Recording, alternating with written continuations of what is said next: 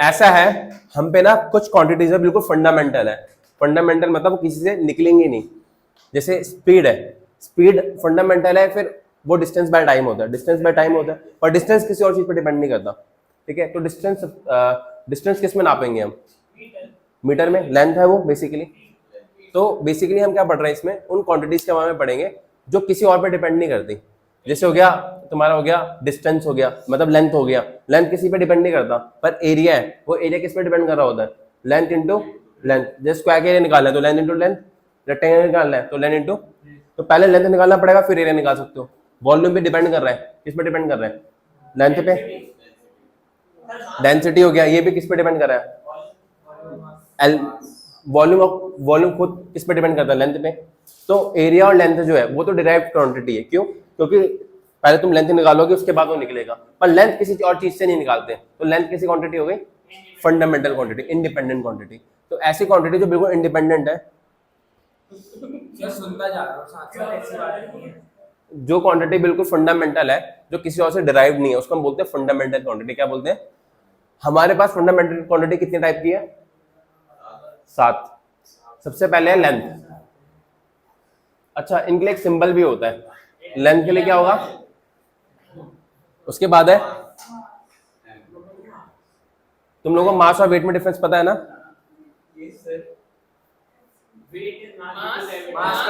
उसके बाद time. Time के लिए क्या होता है?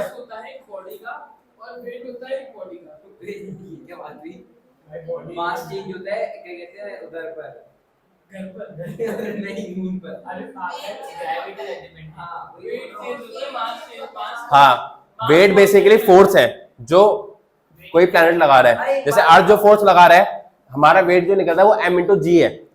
समझ रहे हो? लेंथ, मास, टाइम, ये तीनों सबसे ज्यादा यूज होंगे, है ना? उसके बाद क्या है? अमाउंट ऑफ सब्सटेंस, उसके लिए मोल है।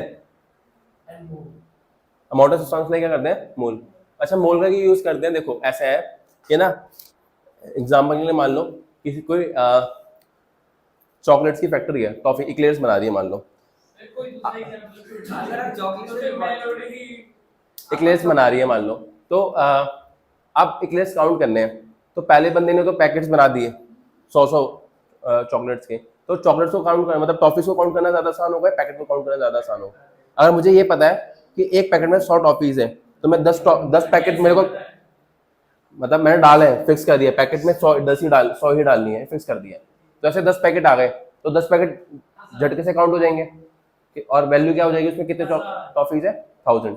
तो ऐसे ही ना, जो पार्टिकल्स होते हैं, सब एटॉमिक पार्टिकल्स, ये एटम्स के लेवल पे जाते हैं। तो वहाँ पर ना, एक ग्राम के अंदर भी कई सारे एटम्स होते हैं। तो हम क्या करते हैं, उसमें वैल्यू डिफाइन करते हैं कि एक पैकेट करेंगे, कोई ये एक पैकेट हो सकता है कोई भी एटम का, जैसे ऑक्सीजन हो गया, नाइट्रोजन हो गया, कोई भी हो गया, है ना? कि अगर 6.022 × 10⁻23 एटम्स सब दोनों में ऑक्सीजन के, तो ऑक्सीजन का 1 मोल बन जाएगा। 1 मोल का मतलब है इतने एटम्स, एक पैकेट। कहाँ माइनस है? कहाँ है माइनस है?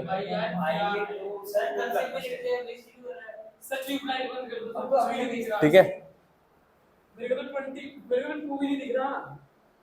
बेटा तुम इधर से देखो, इधर आके बैठो। नहीं, कोई बात नहीं, मैं बोल तो रहा हूँ ना 10⁻23। हाँ, ठीक है।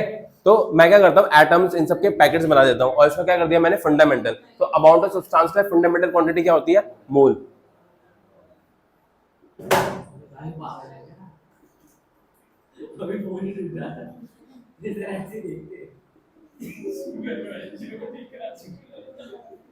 ठीक है, इसके अलावा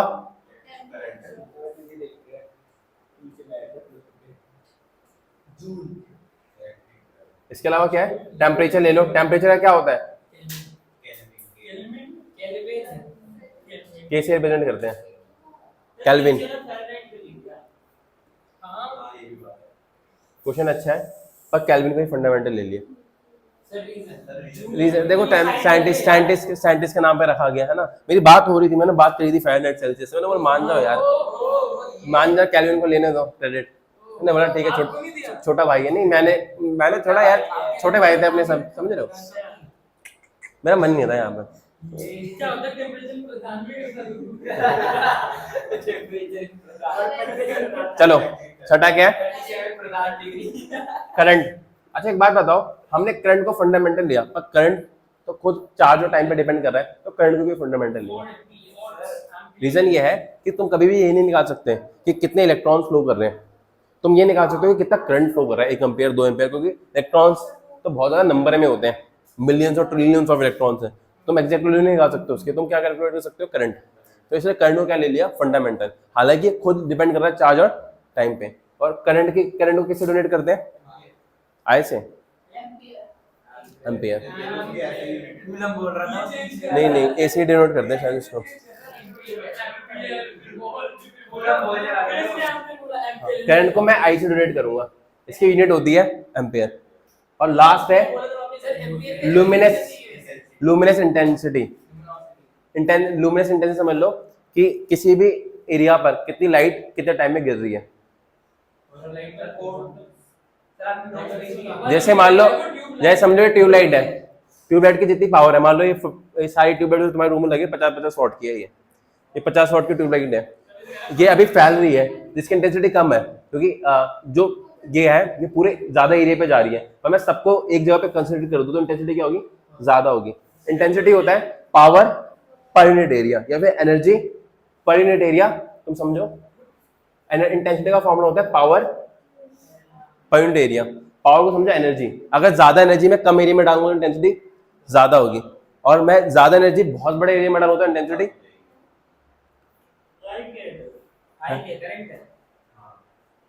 इंटेंसिटी आई फॉर इंटेंसिटी यहाँ पर। अरे आई से भी रिप्रेजेंट कर देते हो इंटेंसिटी। चलो भाई यहाँ समझ आ गया? तुम ऊपर का कुछ भी यूज नहीं करोगे, सबसे ज्यादा ये यूज करने वाले हो, 1 2 3 बस पता होना चाहिए। दिया 7 फंडामेंटल क्वांटिटीज। और अगली बार ज्यादा यूज नहीं है इंटेंसिटी, मतलब लाइट के बारे में कुछ बात करने वाला है। पावर लाइट की कितनी पावर है ऐसे समझ लो। ल्यूमिनस इंटेंसिटी तो वो है ना, क्या कहते हैं, इसकी यूनिट होती है कैंडेला, हाँ कैंडेला, और यूनिट्स करेंगे सीडी। ठीक है, कोई दिक्कत कोई परेशानी? कोई दिक्कत कोई परेशानी? These are 7 fundamental units. कौन कौन सी है? सबसे पहले mass, length, time, amount of substance, temperature, छठा सातवां, ये याद होनी चाहिए। चलो अब हम कुछ डिराइव यूनिट्स के बारे में पढ़ने वाले हैं। जो भी होगा ये फंडामेंटल यूनिट्स है, अब जो भी होगा इससे डिराइव्ड होगा। किसी ने पहले से पढ़ रखा है ये?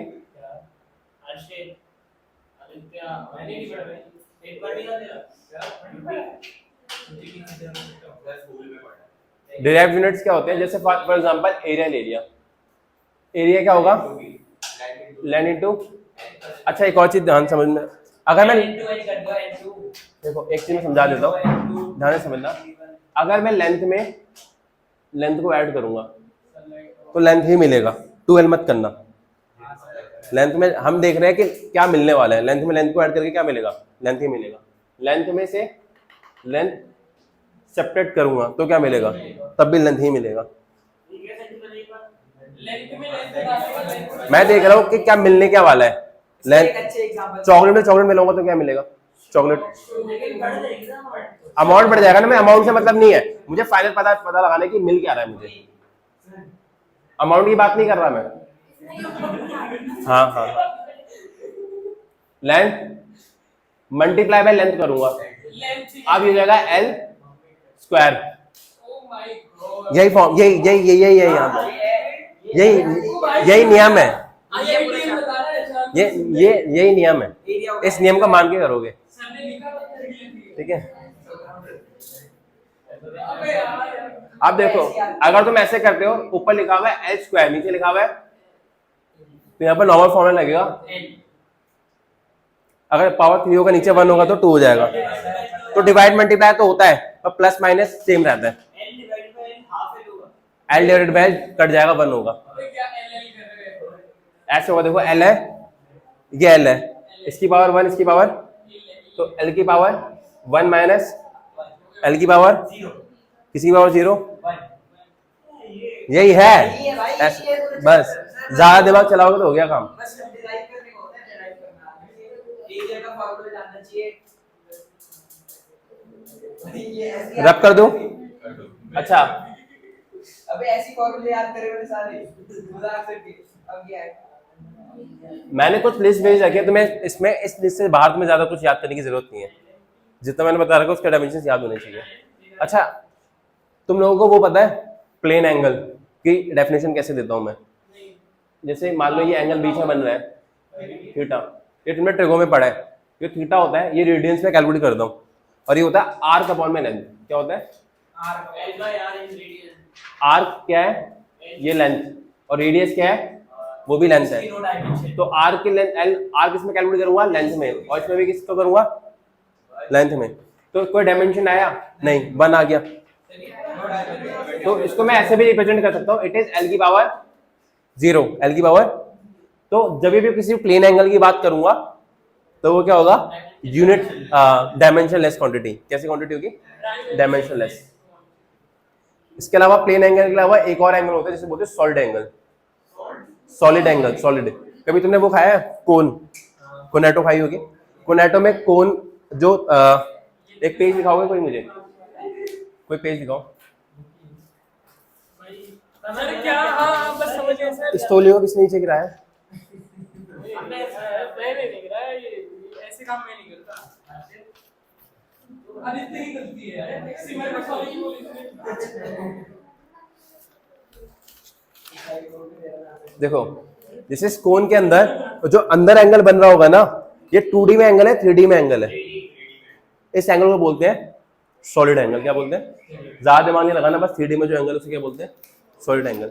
चाहे प्लेन एंगल हो चाहे सॉलिड एंगल हो, दोनों डायमेंशन लेस है, क्योंकि सॉलिड एंगल है ना, जो सॉलिड एंगल है उसकी डेफिनेशन होती है हाँ एरिया डिवाइडेड बाय रेडियस का स्क्वायर। एरिया की क्या डायमेंशन आएगी?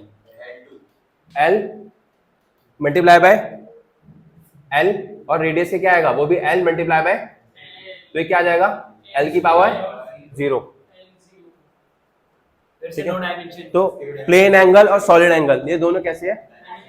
इसके अलावा जितने भी ट्रिग्नोमेट्रिक रेशियोज है, ट्रिग्नोमेट्रिक रेशियो जैसे साइन थीटा हो गया।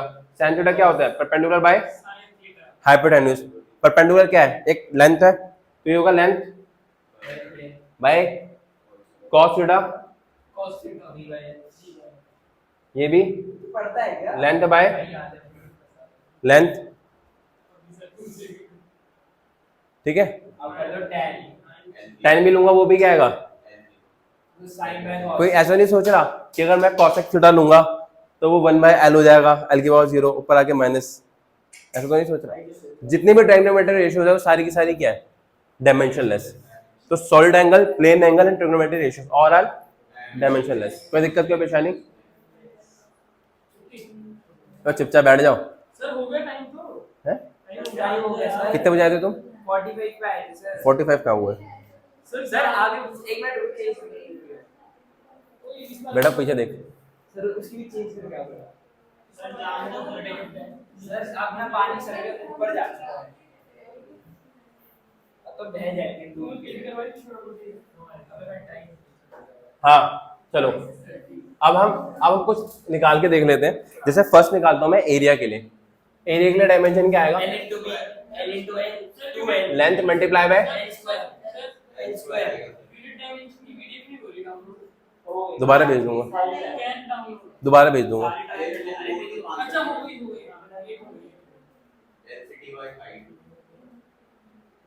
तो क्या हो जाएगा? L इसका एल्टीट्यूड क्यों? अच्छा वॉल्यूम सर लाइट बंद करा दो सर। उधर से लाइट बंद करना बीच वाली। अभी तो 92 फॉर्मूले नहीं वो करनी है सर। क्या चला दो, चला दो। नहीं एसी बंद है क्या? इसने बंद करा था। भाई फीस बटोरो यार, क्या कर वही रहे हो? कहां नहीं सर अब तो बिजली का बिल भी फ्री नहीं आ रहा है। क्यों फ्री आएगा भाई? पैसे लगते हैं, बिजली बिल भरता हूँ मैं यहाँ पर। डेंसिटी इज मास बाय, मास को किसमें मेजर करता हूं मैं? एम में। और वॉल्यूम के क्या निकाला मैंने अभी? तो ये क्या होगा m l माइनस 3। इजी हो जाएगा सर। ये देखो कहते यार, हैं ऐसा ऐसा फॉर्मूले क्या फॉर्मूले पेपर का आएंगे इसमें तो बहुत सारे ऐसे याद हो जाएंगे तुम्हें। हाँ। सर ये थोड़ा या पेपर में आते हैं, सारे करने आते सारे ही याद करने हैं। अब तुम लोगों का काम है, अब मैं तुम बताओगे स्पीड के क्या डायमेंशन फॉर्मूला आएगा। अच्छा देखो, कभी भी देखो यहाँ पर एल स्क्वायर आया है, एम और टी क्या है यहाँ पर 0, तो इसी चीज को ऐसे भी लिखा जा सकता है एम 0 एल स्क्वायर टी 0, क्योंकि टाइम में कुछ है नहीं यहाँ पर, एम में कुछ है नहीं, तो रिप्रेजेंट करने का तरीका एक ये भी होता है। इसको कैसे रिप्रेजेंट कर सकते हैं, एम 0 एल क्यूब टी। अब जब स्टार्टिंग में बच्चा आता है ना, ये पढ़ता है, अरे क्या पढ़ा दिया फिजिक्स के अंदर, बस मजा आ गया। ये फिजिक्स नहीं है, ये फिजिक्स नहीं है भाई, ये बेसिक मैथ्स है, न्यू डायमेंशन फिजिक्स नहीं है। सर हमेशा पूछना भूल गया। हाँ मैं बताएगा ना अभी। अब मैं तुम स्पीड का बताओ, एक एक करके बताता हूँ। डिस्टेंस फॉर्मूला तुम बताओ किसका, आदित्य बताएगा, आदित्य बताएगा मुझे, आदित्य बताएगा मुझे एक्सीलरेशन का, ये देखो और तनुष बताएगा मुझे, विघ्नेश जाओ, विघ्नेश बताएगा हाँ फोर्स का, और ये बताएगा मुझे मोमेंटम का। बहुत बढ़िया। इसका आंसर क्या बताया इसने, ये हो क्या होता है डिस्टेंस बाय टाइम। अच्छा वेलोसिटी का भी क्या होगा, उसका भी सेम होगा एल टी माइनस एक्सेलरेशन में क्या होगा वेलोसिटी बाय टाइम। वेलोसिटी का क्या होता है एल टी माइनस 1, और टाइम का क्या होगा, तो क्या हो गया फोर्स का फॉर्मूला क्या होता है विघ्नेश। हाँ, बहुत बढ़िया। मोमेंटम का क्या फॉर्मूला होता है, मास इनटू वेलोसिटी, तो ये क्या होगा m l t माइनस 1। अगली चीज ले लो प्रेशर। प्रेशर का फॉर्मूला क्या होता है, ये क्या होता है, अभी तुमने फोर्स का निकाला है, फोर्स का याद होना चाहिए, फोर्स का क्या है,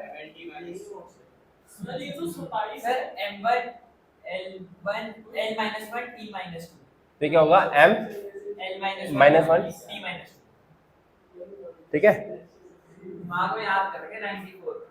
बहुत बढ़िया।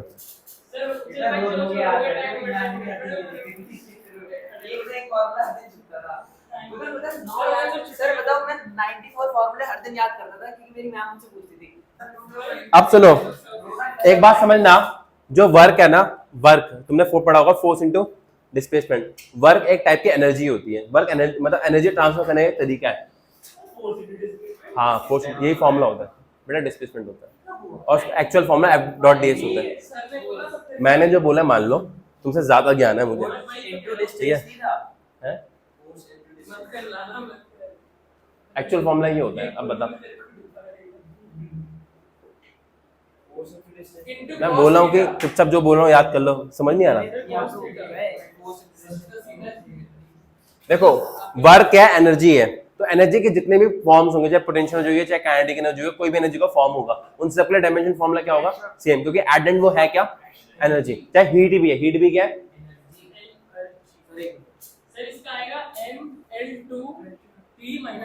अब देखो तुमने अगर याद कर लिया वर्क का फॉर्मूला क्या होता है, force dot force multiply by displacement. तुम अभी इतना याद रखो, वैसे एफ डॉट डी एस होता है। अरे बस नाम नहीं, कुछ नहीं बोला मैंने, गया मैंने बोला फोर्स इनटू डिस्प्लेसमेंट बस। हाँ फोर्स क्या है, फोर्स का पढ़ा हमने M L T minus displacement किसमें नापूंगा, एम एल स्क्वायर। अब यही फॉर्मूला किसका होगा, कहाँ पर बोल रहे हो भाई, मैं ना सही बताऊं, मैं कुछ कहाँ पर हो गया, सीनियर दिख गया ना मुझे, जब तब मैं रुक गया।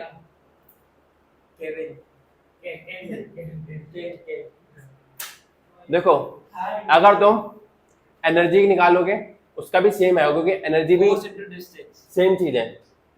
वर्क एक टाइप के मतलब work is way to transfer the energy. अबे ये महावीरा की जो मैम है ना, ये 94 फॉर्मूले करवा ये उन्हें पता उसके ज्यादा फेस करेंगे तो दिक्कत हो जाएगी मुझे यहीं पीछे चिपके रहते मेरी हैं। हर दिन वो मुझसे ऐसा फॉर्मेट करती थी मैं 10 में अटक 11 12 तो फंस गया, आज तू आगे आ जा। अगली चीज है काइनेटिक एनर्जी। काइनेटिक एनर्जी भी क्या है? एक टाइप की एनर्जी। उसका अगला है हाफ इनटू दोनों का into velocity square, half into mass दोनों का सेम होगा, इन सब का सेम होगा। m l हाँ पूरा टाइम हो चुका है पूरा हो गया अगली चीज है एंगुलर मोमेंटम। एंगुलर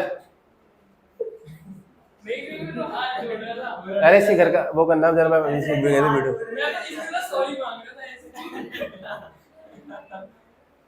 लास्ट करा दे फिर छोड़ दो फिर अरे तुम एक चाटा वाटा रख देते तो क्या बना दिया उन्होंने। एंगुलर मोमेंटम क्या होता है? इसका फॉर्मूला याद कर लो। वैसे तो होता है m cross r cross mv, पर इतना दिमाग मत लगाओ, तुम याद रखना mvr, बस निकालने में आसानी होगी। r रेडियस है तो m किस में नापूंगा? v किस में नापूंगा? और r किस में नापूंगा? तो इसका टोटल फॉर्मूला क्या हो जाएगा? ml स्क्वायर कहाँ पर है? कहाँ पर? सही तो है। सर ये तो आपने वर्क वाला लिख दिया था से 14। अगली अगली चीज है, देखो एक चीज ध्यान रखना, एक चीज होती है स्ट्रेन। स्ट्रेन क्या होता है? Sir change in length upon में स्ट्रेन होता है चेंज इन लेंथ। अपॉन में ओरिजिनल फॉर एग्जांपल तुम किसी वायर को खींच रहे हो, खींचे तो कुछ लेंथ उसकी इंक्रीज हो जाएगी, तो जितनी लेंथ इंक्रीज हुई डिवाइडेड बाय ओरिजिनल लेंथ, ये क्या होता है? स्ट्रेन। डेल्टा एल, बस याद रखो फॉर्मूला, नो डायमेंशन सर समझिए बस फॉर्मूला याद नहीं तो सर ये डेल्टा सर आपने अगर पहले करा दिया तो मेरा टाइम बच जाता, मैं रोता नहीं क्लास में हर दिन उठा के ऐसा बोल जैसी फंसता था तू आगे आ जा बेटा, तेरे हो गया, तेरा आज तेरे दिन भर गए। सर ये तो फिर आपने अरे बस खड़े हो यार। अगली चीज क्या है? ये तो किसानी का तो डिमेंशन क्या? कहाँ फोर्स पर? अपॉन में हाँ बहुत बढ़िया। स्ट्रेन कैसी क्वांटिटी है? डायमेंशन। स्ट्रेस फोर्स अपॉन में टाइम, और 16वां प्रेशर। स्ट्रेस से पहले कर लो प्रेशर। प्रेशर वहां पे हो गया, वहां पे बट प्रेशर कहाँ खड़े हो रहे हो? बैठो चुपचाप। मैं तो आपको ये इतना गिरा हुआ था नीचे को उठा रहा था पाइप में जैसे पिकअप कर रहा था पास ऑन ये सर डेल्टा इनको एल माइनस एल नहीं लिखे है एल माइनस चेंज हो रहा है। देखो लेंथ में से लेंथ माइनस करोगे तब भी क्या आएगा? लेंथ। बताया था ना। अब प्रेशर हो गया या फिर तुम्हारा स्ट्रेस हो गया, देखो दोनों का फॉर्मूला सेम है, मतलब अलग है, बाद में समझाऊंगा क्या होता है। पर ये भी फोर्स अपॉन में एरिया होता है और ये भी। अभी हो गया ml square ml t minus 2 होता है ये, और एरिया क्या होता है? l square. तो ये क्या आ जाएगा? ml माइनस 1 t माइनस, तो स्ट्रेस का भी क्या आएगा? ml